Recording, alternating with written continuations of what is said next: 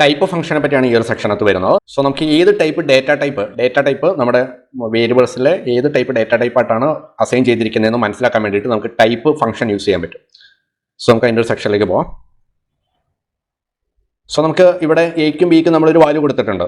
so അത് ഏത് type ആയിട്ടാണ് എയും ബിയിലേക്കും വാല്യൂ സ്റ്റോർ ചെയ്യുന്നതെന്ന് അറിയണമെങ്കിൽ ഇവിടെ നമുക്ക് പ്രിന്റ് ഫംഗ്ഷൻ യൂസ് ചെയ്തിട്ട്